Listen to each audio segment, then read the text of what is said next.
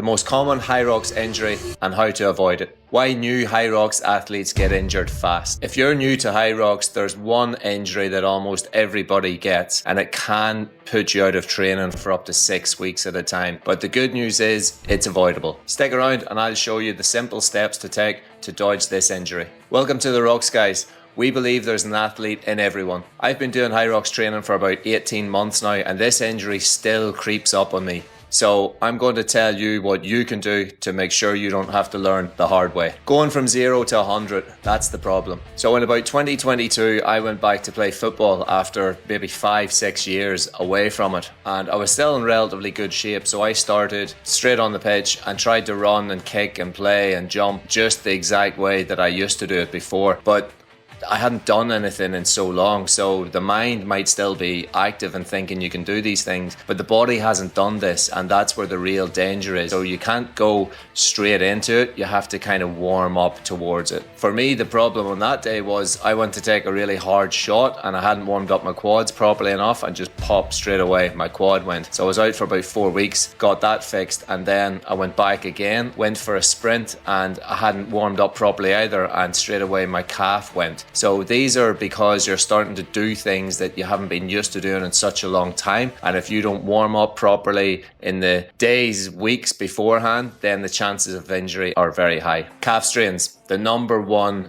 injury for newbies. Why are calf strains such a common injury for people that are new to Hyrox? Well, think about it. Hyrox is a mixture of running and all of these different stations, but a lot of those stations are things that we kind of do on a day-to-day basis. So for example, even a wall ball, while you don't do a wall ball every day, you're sitting down and you stand up from your chair, and that's a bit like the squat movement of a wall ball. But pushing a sled with 100 kg or 150 kg or 200 kg, nobody's doing that move on a day-to-day basis.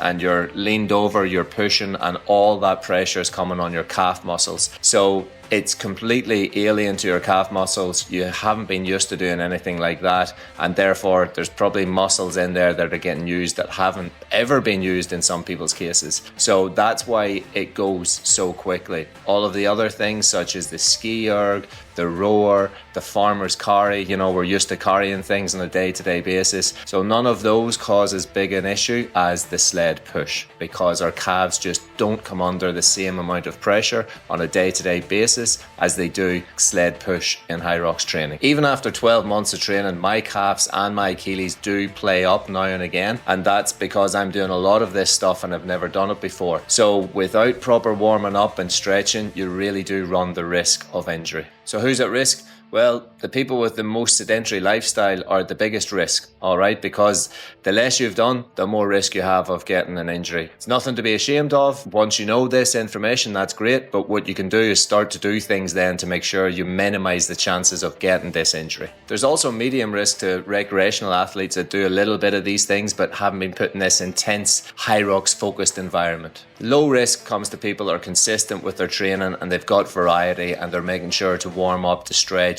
to get massages, to use massage guns, compression boots. All of these things really help to minimize the risk. So how do you prep like a pro even if you are a newbie? Pre-Hyrox weekly routine. Stretching and mobility, 10 to 20 to 30 minutes a day.